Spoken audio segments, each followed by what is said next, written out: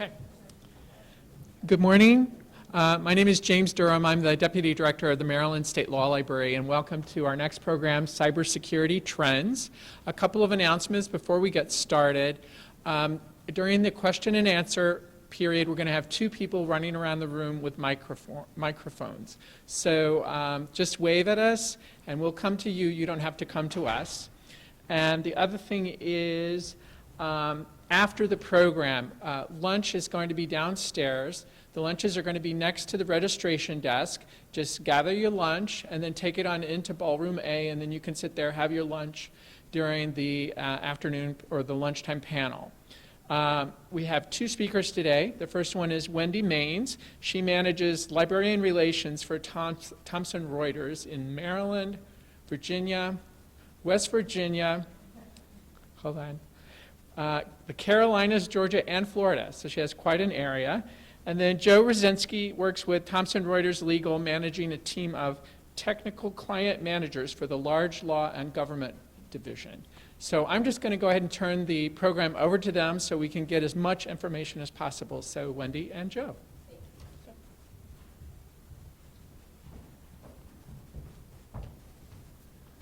Hello, everyone. Thank you and welcome, welcome. So I wanted to get an idea of who I'm speaking with, just a bigger picture. How many people come from librarians or that field, legal field? Okay, excellent. Corporate, anybody from the corporate world? Okay. And then from the university itself? Excellent, all right.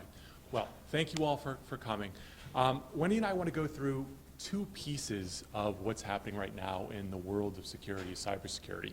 The first part is sort of this scary path. I think our keynote spoke to some of this today. Earlier, you heard some of the things that are going on in the world. I'll talk a little bit about it and maybe go a little bit more in depth into some of the things that are happening that are unfortunate, but are something we all have to be aware of these days. So let me jump into that, and I'll give you a little bit about the roadmap ahead. So we're going to talk about the current cybersecurity landscape. What's going on? What's happening right now? The status of law firms and corporate security, what people are worried about both within the law firm, but also their clients as well. And then actions to mitigate those security risks. We'll walk through that a little bit as well. And then why and how law librarians should get involved. And that's where Wendy's going to jump in and start talking about a bunch of different wonderful things that are available. So, what is going on right now? And it is frightful. I hate to say it, but it is true. What you start to see moving forward are the number of breaches that are happening right now. No one is immune to this. It's happening to large corporations, to small nonprofits, to government agencies, to schools, everyone. Everyone's getting hit right now. Really, really unfortunate. As was discussed a little bit earlier, we are typically the point of failure, unfortunately, humans, doing things that we shouldn't be doing. We're either clicking links we shouldn't be clicking. We're downloading things we shouldn't be downloading. But as you can see, the breaches are getting huge. They're getting massive. 145 million breached records by eBay. So we stop with Ashley Madison. Who here is familiar with Ashley Madison? Really? All morality aside, it serves as an excellent example for what was going on and what's happening right now in the marketplace. What happened was someone decided to break into Ashley Madison, whether there was something going on with their significant other or whatever the reason was, they broke in. What did they do? They pulled out a ton of information from that. They actually gathered 9.7 gigabytes of information. It was everything you could imagine. It's the full names, the passwords, the times people used it. They got their credit card information. So all that information they were able to pull out from that resource, and then they released it. They released it onto the dark web. So as you could see on this image on the right-hand side, the lower right-hand side of the screen, I think it's important to see what's happening today. So most of us work with the surface web all the time. That's your Google searches, your Wikipedia, your Bing searches as well. That makes up about 5% of the web. So it's really that surface level that people generally work with. The deep web is that second area that you're talking about in terms of academic information, sites that you might need to go into to login and password you might need to actually access it. So that's the deep web. The dark web was something that was created by the federal government. Our federal government created this to help people in foreign countries like Iran or North Korea share ideas. It was a safe place that they could go to. It was a place that no one knew their name, they couldn't track them, they couldn't trace them. So the idea was wonderful to help people exchange ideas. But like any technology, there's a positive and there's a negative that sometimes comes out of that. Right now, the dark web is a place where there's a ton of things happening. You may have heard of the Silk Road. The Silk Road was a place that you could buy and sell drugs. So you could go to this, and it was essentially like an eBay or an Amazon. You could buy whatever you want, you could sell whatever you wanted. People rate the individuals based on how how their stuff worked, as well as shipping, where they shipped on time. You could actually rate them. It's kind of frightening. So Silk Road was sunset, but there's been probably 5 or 6 other groups that have come along the way to do the same sort of thing. The dark web, you can buy and sell arms. That's where people go to buy the stolen credit card information. So if you have a whole host of credit cards that were stolen, you're actually able to go down there and you could buy and sell that. They talked about Bitcoin earlier, so the cryptocurrencies are the currencies that basically allow you to be anonymous when you're buying something or selling something. It's a fascinating technology. It's actually going to be continuing to grow over the next several years. There's other currencies out there now, cryptocurrencies, that are growing as well. And it's kind of fascinating. So you can keep going further and further down that path. Unfortunately, it gets really, really bad. One of the reasons I know about it is because Thomson Reuters has a special group that sort of focuses in on the dark web to help protect people in the United States and abroad. So I've had some experience with that. The key piece to this, and the reason why I bring up the dark web, is because most of the breaches that we hear about, this is where the information is released. So anything you see from a Target breach, from the most recent law firm breaches, most of that information is actually released onto the dark web first, because no one knows about it. No one knows who the individual was that actually released that information. Most news agencies have a drop box, so to speak, on that dark web that says, hey, Washington Post, hey, Baltimore Sun, drop your documents off that you've stolen or that you've gathered and release it to us. And then we'll pull it up, and then we can have our people search through it and then make something of it, make a story out of it. So that's how that's sort of exposed. Now, to get to it, it's rather interesting. It's just more general information, but to get to the dark web, you'd actually use Mozilla. There's a simple plugin that you would get.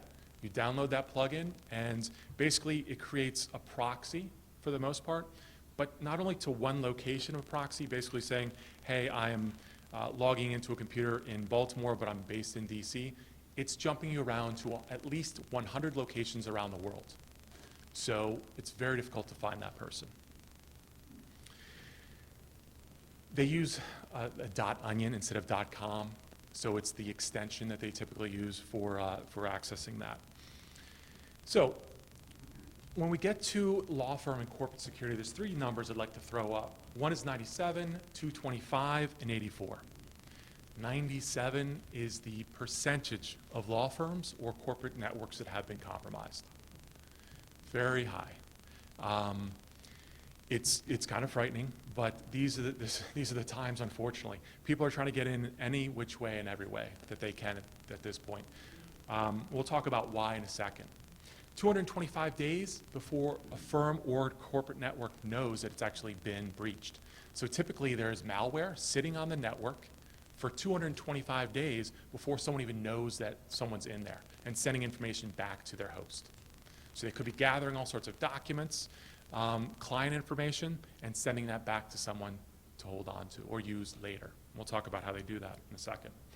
And 84% of firms find out through a third party. They usually don't know themselves. It's very difficult to find these sorts of attacks. This was data that basically was gathered by a leading cybersecurity company based off of, I guess, 1,250 audits that they had done by going into corporations and firm networks, law firms. This is a rather interesting group that basically produces information every week about identity theft and breaches that are happening right now. So you can see the categories. There's the banking, there's business, educational. It tells you how many breaches happened last week, the number of records that were actually taken. So it's a really nice resource to refer to. It's the Identity Theft Resource Center. You should be able to find online pretty easily. So law firms have always been seen by the cybersecurity world as the soft underbelly of security. They just have not been as prudent as they probably could have been in the past. Last 3 years, it's changed dramatically. So law firms are much more on board, are taking it much more seriously. This last few weeks is going to be even more of a call to action for many firms at this stage. So something to think about. So why are law firms actually being targeted? I think it's somewhat obvious, and the last issues that we just heard about make it even more clear. Law firms house a ton of very important information. So in this instance, IP information. If we think about Samsung or Apple Computer, if you were a nation state like China, and I'll pick on them because they're in the news a lot, and you want to bolster your own revenue and create your own companies within China, what do? You potentially go after Apple's law firms because they house all that information before it's even out. They break in, they gather that information, they pull it back, and they have people develop it before Apple's able to release it to the PTO, perhaps. So those are the types of things that are happening with IP. M&A, and this was probably most clearly evident with the breaches that happened to a lot of the firms in New York, where a Russian hacker said, hey, my fellow hackers, let's try to break into law firms. Because they have all this information on mergers and acquisitions before it's even out yet, before it's publicized.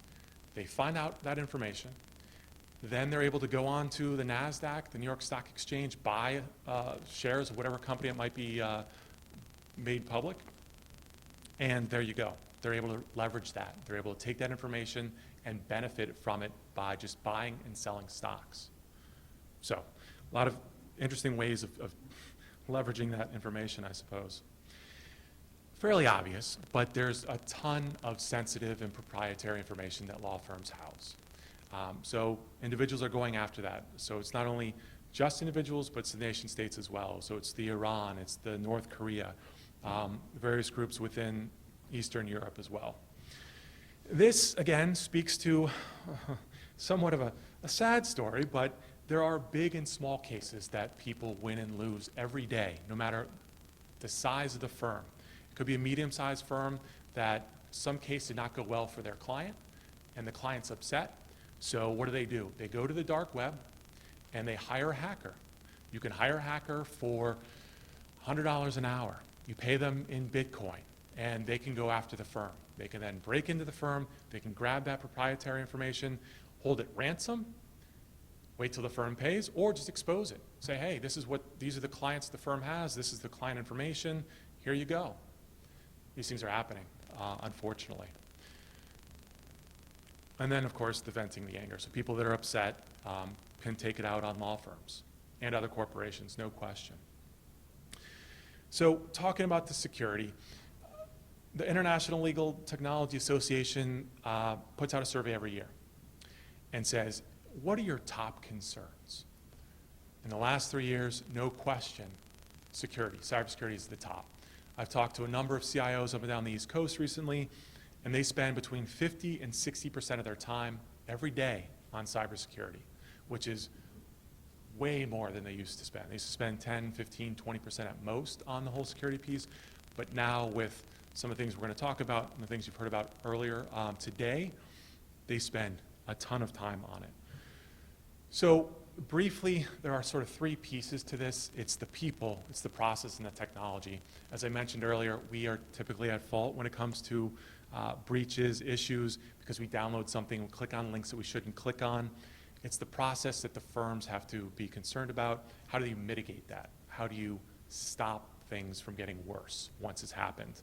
And then the technology behind it. I'll talk about that in a second, and the antivirus talk that was mentioned earlier, which I think is rather interesting, how antivirus software has changed over the years. So we'll get into that as well.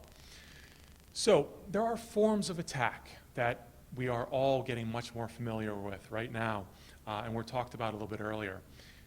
We've all heard of phishing. So phishing, traditionally old school, was you would get an email from the Bank of the World saying, hey, please change your login and password by clicking this link. We all knew that that was something that we shouldn't do. People did, but it's changed. So now you have the spear phishing attack.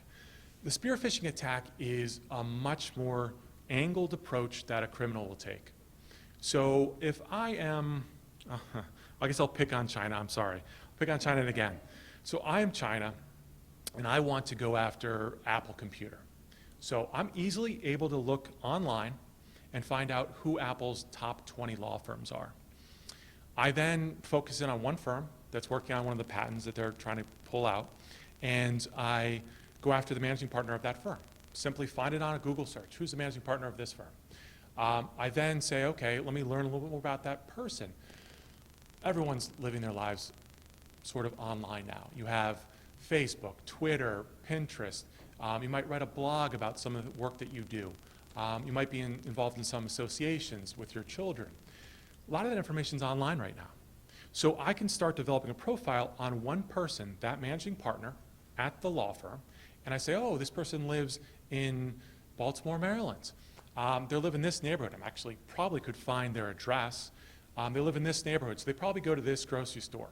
I'm able to find out, oh, they have 2 kids that are in Girl Scouts. So I'm that hacker, and I know the name. I start crafting an email just to that person. I have their email address. I say, hey, I saw you in Baltimore, like at the grocery store, the giant grocery store, 2 months ago. We were talking about our kids. They're both in Girl Scouts. They're trying to raise some money for the Girl Scouts. Would you mind clicking this link and donating $5 or $10? The likelihood of that individual clicking that link is at 96%. It's very, very difficult to determine. That managing partner probably meets a ton of people a day. They don't remember who they've met, and they're like, this person knew everything about me. They knew where I lived, where I worked, we have shared mutual kids, all these things. It makes it very difficult. So it's something we all have to be sort of concerned about. There are actually law firms and corporations that are internally testing their employees now.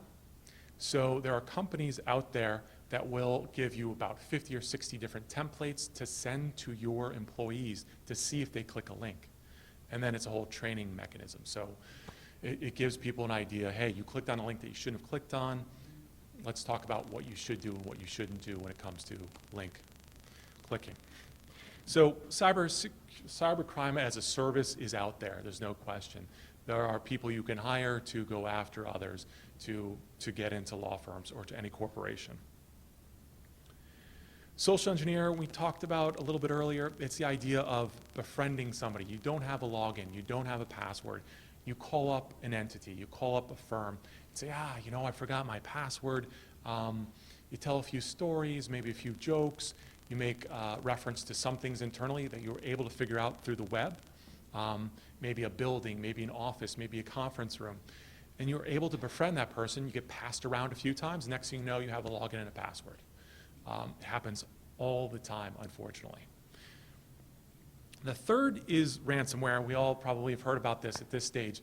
I've been talking about ransomware for probably over a year. And when I first mentioned it, most people weren't aware. I mean, when I first came across this, I was blown away. The issue that happened at the hospital in the DC area most recently was actually probably most enlightening for me in terms of a case study. They haven't released everything, but what we understand is that the hackers basically do a scan of all the computers you can imagine. So basically, they send out a bot into the web, and it looks for JBoss, which is basically a language that allows people to craft applications very easily inside an agency or inside a firm or inside a corporation. So you can actually create these applications very quickly. The problem is in 2007, there was an issue that was found with JBoss. So there's a patch that came out in 2007. This organization didn't patch it until they found out about their issue now. So they waited, unfortunately, it looks like 8 or 9 years before they were able to patch something. So as was mentioned earlier, patching is a huge deal. There are 2.1 million servers out there right now that could be potentially hit by ransomware because they have not patched their software yet. So it's a really big deal. And when it comes to ransomware, it's kind of fascinating because it would be that managing partner that would have potentially clicked that link that we talked about before in the spear phishing attack, and this would happen. So ultimately what it does is it would wipe your computer clean. It takes it down to a black screen with a prompt that says, hey, you've been encrypted. Your computer's been encrypted. You will not be able to get access to any of your pictures that you've taken. You can't get access to any of your client data. It's all taken away unless you pay us in Bitcoin, or you can back it up. Hopefully you backed up your computer. I've met with several firms who have encountered this over the last several months. One firm had to pay $10,000, unfortunately, because they didn't back up their computer. Another firm had somebody click the link. It was probably 5 o'clock in the day. They left for the day. Their computers do not shut down for another hour. So in that hour, it went out, it encrypted his computer, and then went out into the network and started encrypting all the different drives on the network. Fortunately, they had backed up everything, but that could have been a big problem for them. So really quickly, in the last few minutes, this is a really busy slide, and I apologize for that. The point of it is that there are 4 profiles, technically. So the group, where it says group, there's the hacktivists, there's the criminals, nation states, and I didn't put the terrorists in there, but that's another group that people believe are out there right now. The hacktivists are the group that want to change the world for a reason, right? They have something in their heart that they want to get out there and they want to change it, and they're doing all sorts of things to have that accomplished. The criminals typically are going after money, or they're trying to do harm to somebody. The nation states, every single reason you can imagine. Sometimes it's money, sometimes it's to upend another government, sometimes it's just to have more power, so to speak. So there's a ton of information in there. I'm happy to talk with people if you're more curious about that after this. So a last few points that I will mention. This is a bold statement. It's more of a grabber. So antivirus protection is almost pointless. This is something that I had heard about recently at a security conference. It is still very important. Everyone should still have it on your network, still on your home computers, but the difference is that it's becoming increasingly more difficult to have antivirus protection work. Essentially, the way I like to describe this is your antivirus basically, for simplicity's sake, downloads a file every day. It says, hey, these are all of the viruses that have ever existed, and this is the fingerprint of every single virus.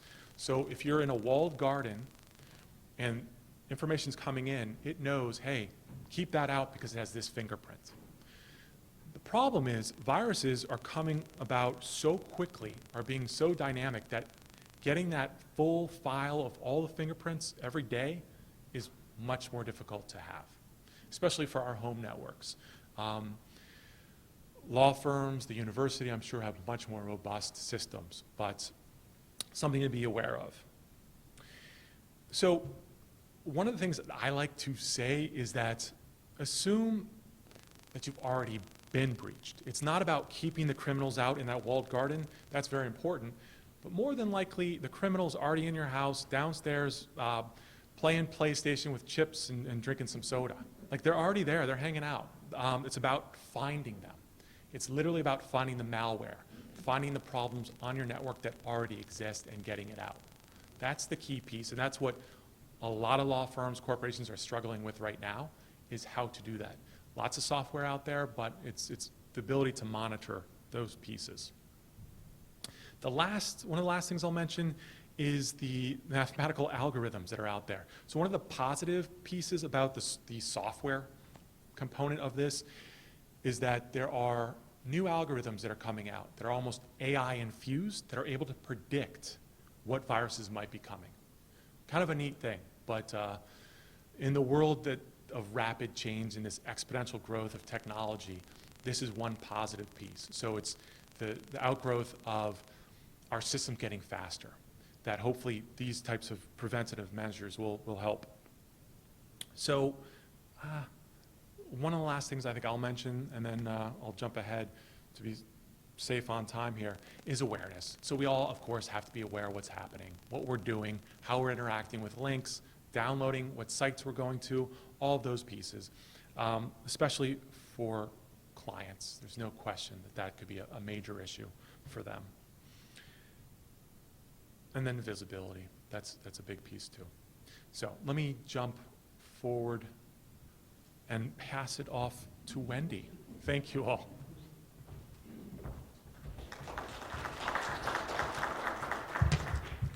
Thanks, Joe. Can you all hear me okay? Thank you. So our transition slide here is keep calm and ask your law librarian. And for those of you in the room that are not a law librarian, that is pretty much the audience to which I work with on a regular basis, and I know many of you are law librarians. And the reason that I say keep calm is because we are a pillar of calmness in our communities. We are a go-to resource if you have concerns. Today's concern of import is cybersecurity, and that is really no different for law librarians as well. So we're going to start talking about the safe path now, why and how law librarians should get involved. And even if you're not a law librarian, as our keynote mentioned, cybersecurity is everyone's concern. So all these points are going to be relevant to everyone. We're going to go through individually the whys and the hows. We've already discussed all day that security breaches have occurred everywhere. And we're going to talk about practice areas within the legal industry that are emerging, a little bit about some citizen concerns, the swinging balance of security and privacy of our own personal information, and then how we as librarians or information professionals can add value to our firms. I don't want to beat a dead horse here, but in case you haven't picked up, this is the #1 concern, not only of organizations like law firms, but for their clients as well. So an FTI consulting survey shared that 55% of general counsel, your firm's clients, are indicating that data security was their top concern.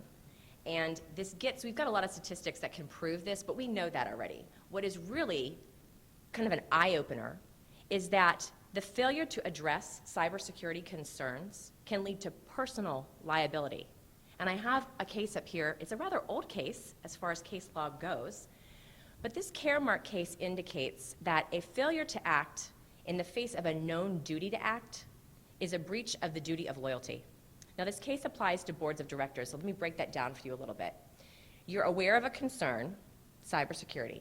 You don't do anything about it yet. You're in that top tier of the drawing that we saw in the keynote. You know about it, but you choose not to do anything about it because it's kind of a pain.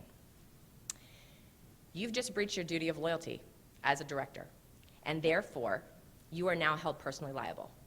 You cannot claim ignorance here. We all know cybersecurity is a concern.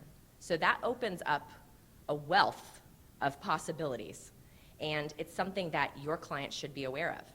Now, what the screen does not say is that law firms, too, have an increased duty to take care of business, and the business in this case is cybersecurity. We have various federal laws in place that up the requirements for vigilance on our clients' information, especially certain types of information. And those federal laws are things like HIPAA, Gramm-Leach-Bliley. You're probably aware of this. So if we allow our firms to be breached and that sensitive client data is exposed, we're in trouble. There's also various state laws that require that at the point of breach, you have to have notification obligations. So there are various legal things in place, rules, laws, case law, that speak to this. Last year, the ABA released their technical survey, and this is a rather lengthy survey. It is published in 6 large PDFs that you can purchase separately, and we're going to talk about some of the stats that come from the first volume, Technology Basics and Security. So of the firms that were aware that they were breached, and we've already ascertained that many of them may not be, this shows that year over year, regardless of firm size, breaches are growing in number. In 2015, 46% of the largest law firms admitted that they had been breached, and recent news shows that that number is probably higher. This is the interesting part to me, because the known portion of the breaches has already been determined. It's the fact of what is the result of the breach. And so there's a lot of numbers here, but what I'd like to point out is a rather large percentage of our largest law firms do not know the outcome of that breach, which is, again, an unfortunate result, because there's a lot of very sensitive and valuable data that's at stake here.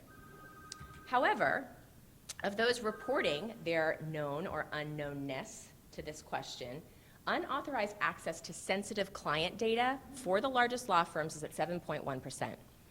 Doesn't seem like a hugely large statistic, but when you think about these large law firms and their very large clients and the millions, if not billions of dollars in revenue that are at stake, 7.1% extrapolated into a monetary value becomes very large indeed. And when you think about what a firm's largest asset is, and that would be its reputation, it only takes but one incident of a breach and access to sensitive client data for that client to go elsewhere. And so now we're not just talking about the resolution and the recovery of that data breach, but we're talking about lost client business as well, and that's significant. So you can start to see how the law librarian's role, and at least the knowledge of this state of affairs and the ability to be able to insert themselves at key points in helping the firm maintain its policies, becomes vital. So that's one why. This is a how we can get involved. The slide says growing cybersecurity practice groups, or 82 variations. So I work for Thomson Reuters, and in preparing for this presentation, I went onto a Thomson Reuters platform, Westlaw, and we have this product called Profiler that lets you find out information about judges or other legal professionals like attorneys. So you can go to find an attorney, but you can also search by practice area. So I thought, why not? I'll just plug in cybersecurity and see what happens. Well, 82 things happened, because this is a growing practice area, and there are many, many firms that have practice groups in this area, but there is no normalized nomenclature on the topic. There are practice groups called cybercrime, or data breach, or data privacy and protection, and you get my gist. There were 82 of them. I actually did count. That's probably grown since I created this slide. The slide also indicates a rose by any other name would smell as sweet, and a practice group by any name will still need library services. So here we go. If you're going to support a growing practice area, you're going to need to know about the resources that are inherent to that practice area. This is also a busy slide, but I'm going to spend a little bit of time talking to you about it, and if you'd like a copy of this deck, we can get that for you. In a law firm, you need to know a little bit about the law. You don't have to be an attorney, but you need to be familiar with the area that are important for that particular practice group. So I've got two slides that talk about some key legal developments. Very quickly, the first one, as it pertains to cybersecurity, was back in February of 2013. An executive order improving critical infrastructure and cybersecurity was issued, and that directed the U.S. Department of Commerce, and specifically the National Institute of Standards and Technologies, to work with stakeholders to develop a voluntary framework in order to decrease cybersecurity risks to critical infrastructure. So there's a couple key words there. Voluntary is one of the main ones. But this was back in 2013, the first of its kind, that we are going to start moving forward into that good night towards cutting back and pushing back against these risks. Later that year, this particular act, Cyber Intelligence Sharing and Protection Act, passed in the House, but it stalled. And the reason it gets a blip on the timeline is to act as an indicator of several of these types of acts that had been popping up, some in the past, some after this one. It's an example, if you will, of these information sharing acts that just couldn't seem to make it through Congress. And there's some good reasons why. There was plenty of pushback among citizenry and corporations alike in these information sharing acts. And I've got a good website that I can point you to. The librarian community, whether you're a law librarian, it was AALL, SLA, ALA, ARL, and several other library associations were all anti these types of acts, because what they do is they allow companies to share the internet activity of their clients, the personal information of their clients, under the guise, I shouldn't say guise, that sounds like I'm biased, but under the perceived threat of a cybersecurity attack, okay? And so a lot of people, a lot of our leadership thought that these were overly broad. And so this blip on the radar says, this is an example. So let's put a pin in that for just a minute because we're going to get to it. So we move forward on the timeline. A year from the date of the first executive order, another executive order is released, and the National Institute for Standards and Technologies actually released its framework. Now, I've got up here, and we have on the front table, a copy of the Practical Law Journal. I actually think there's enough print copies for everybody if you're interested. If the law behind the cybersecurity development is of interest to you, there's a great article in this Practical Law Journal that talks about this in depth, much more than I can today. So I encourage you to pick up a copy. But this framework was released, and it basically breaks down what organizations and companies can assess themselves against for their cybersecurity policies. It gives best practices.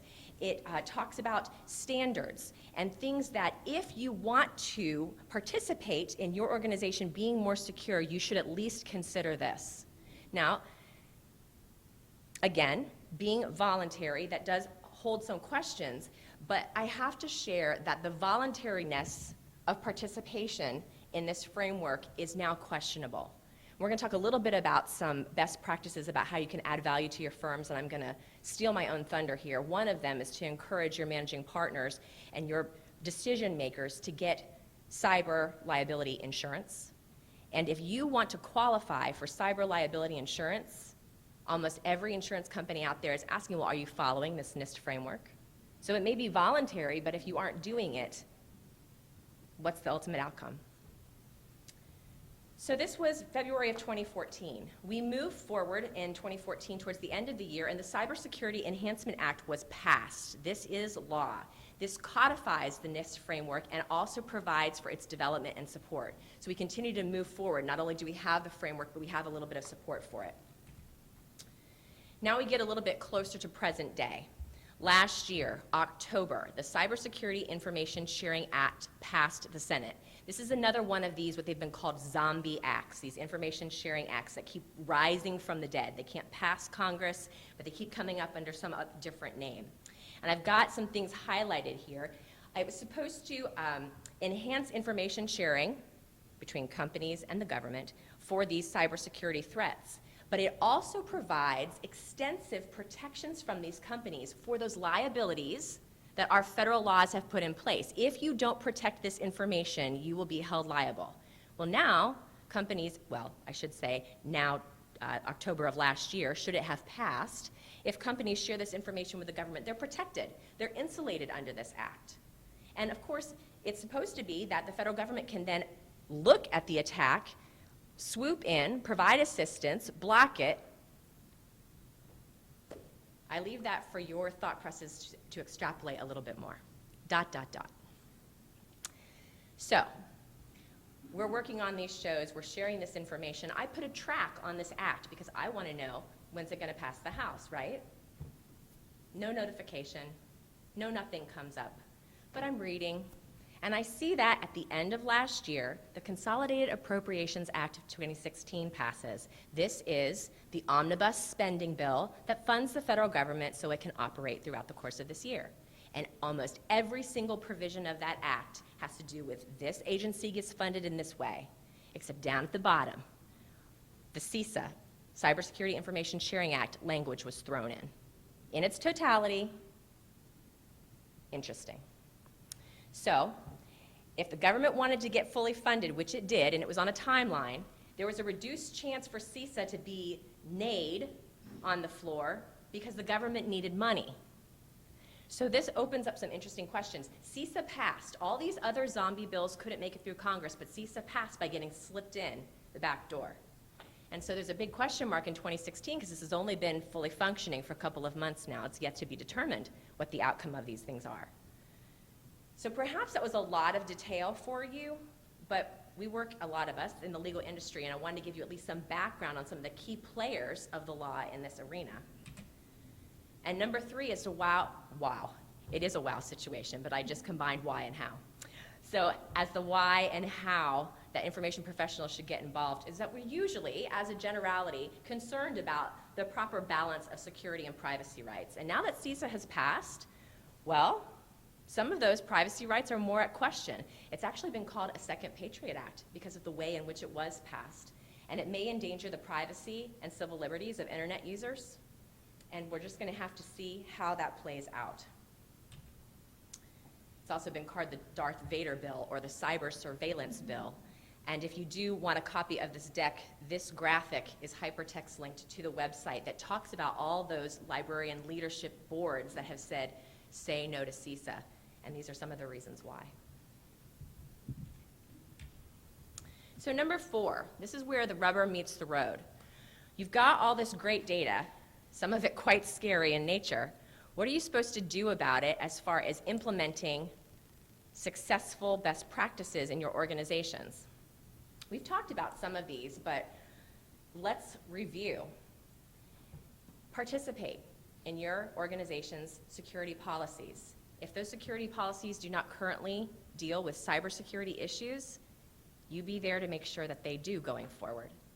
And some of those policies, which should be written and shared with everybody in the organization, and we'll get to what everybody means in a minute, include sending encrypted data. If you're transmitting information outside the organization or even inside the organization, depending upon what you do, make sure it's encrypted. Our keynote speaker talked about that thumb drive that opened up a whole host of terror upon the organization that used it. Encrypt your USB devices as well. Track your tech, know where your devices are. This is for organization level. You can determine what you want to do with your personal devices. Security educational efforts for all firm members.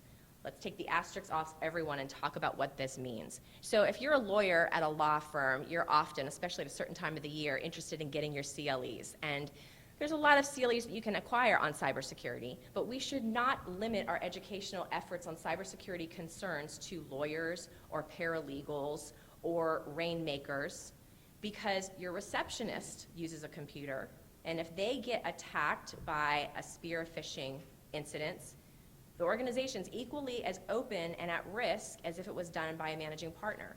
So for this particular issue, it should be part of orientations. It should be that everybody is involved and becoming learned in these concerns. Don't keep unnecessary client data. You do have to keep it for a time, but you need to be revisiting the practices of how long and what to keep. And use multi-factor authentication for logins regardless of what you're logging into. Another best practice deals with product and service selection, using caution in the cloud and vetting your vendors. Let's talk a little bit about this. If you are third-partying out some of your IT or e-discovery, are you talking to those vendors about what their security practices are? Do they align with your organization's practices? Are there indemnification clauses in the contract you make with those vendors to determine who's going to pay if there's a breach? These are things to consider. You want your vendors to be equally as concerned with security as you are, because it's your data that they're using once you've made the hire.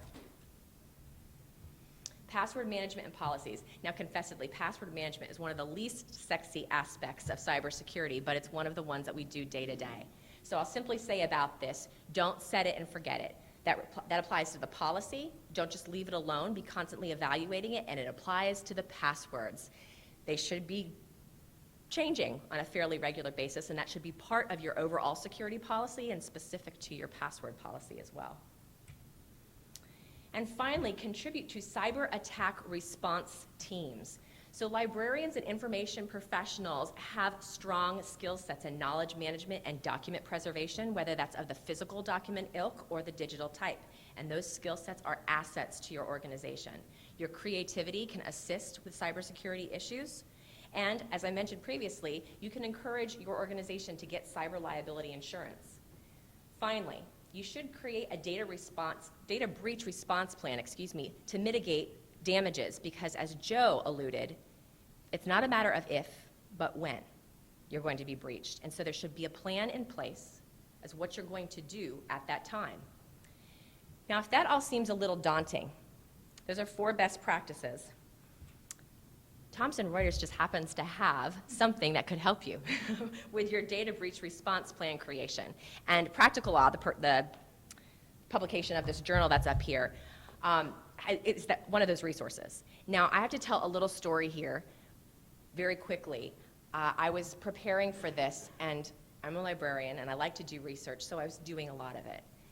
But I wasn't using this. And I spent a lot of time finding great articles, because confessedly, cybersecurity was not my thing. I had to learn about it as I was making my way up this ladder to speak to you today.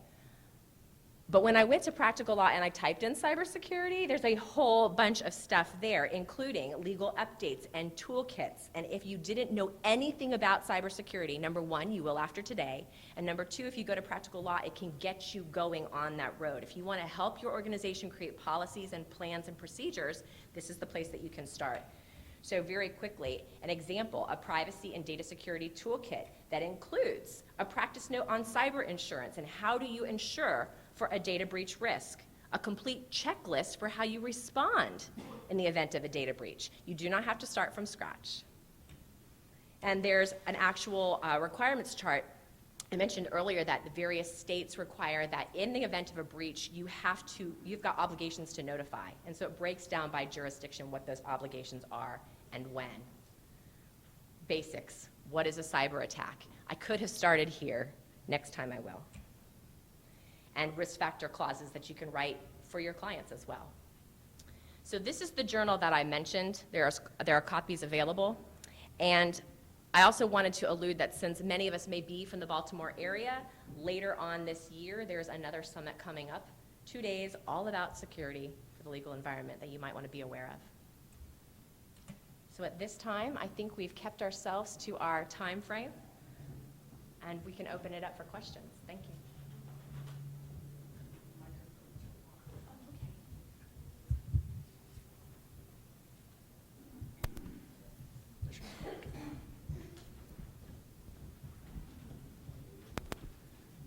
Thanks. I have a question.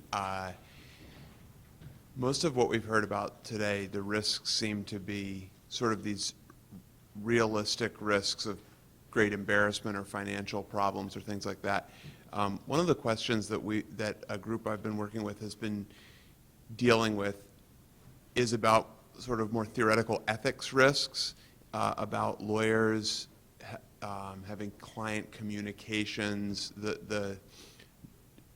and this is in poverty law where the stakes are not as high for like the big headline type of things, but the question that we're dealing with is what safeguards have to be in place to ethically protect the lawyers from, say, blowing the privilege and things like that. And I'm just curious, obviously that's a little different focus. It's kind of the same question but from a different angle.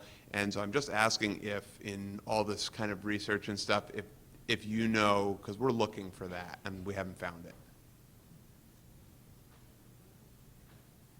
Well, you're right. This is a completely different angle. And in my research, what I was able to ascertain is that the ABA model rules of professional conduct do speak in some part to that. Not only as far as safeguarding information in the steps that lawyers are bound ethically to do, but that would apply to all manner of clients, regardless of how much money they're bringing to the firm or even pro bono. So there's not a lot of law or rules or regulations out there that address specifically the poverty law situation, but the model of professional conduct is really different.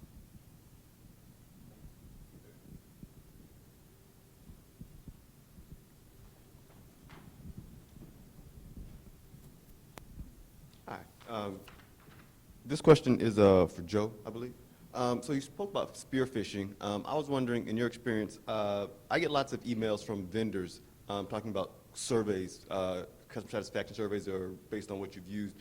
Do you know, are those surveys used in spear phishing attacks? You know, if Thomson Reuters were sending me, like, you use our product, do this survey, I'm like, should I be concerned if I see a logo at the bottom, or can I keep on clicking those and getting gift cards or whatever?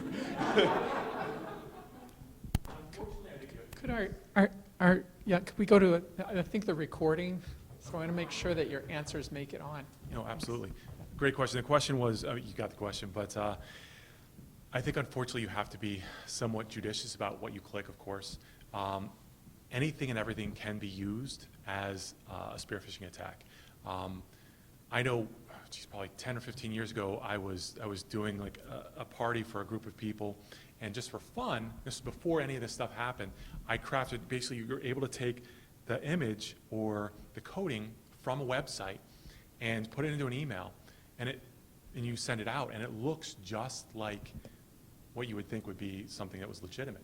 It was a joke, so everyone knew that, but anything that's out there right now, people can take advantage of. So yeah, you have to be somewhat careful. There's a lot of cool technologies out there. There's something called break the link technology, and what it does is when you hover over, and it's usually a corporation has it, a law firm will have it, you hover over the link, it'll actually preface that specific link that would normally go out to through a router or a server that you have in-house. So it breaks the link, so it sends it off to some special server. That server then goes out, checks to see if it's okay. If it's okay, then it comes back to you. If not, it blocks it there. So it literally blocks it from getting to your computer. It's like a yes-no on an off-site type thing. Sure. Other question?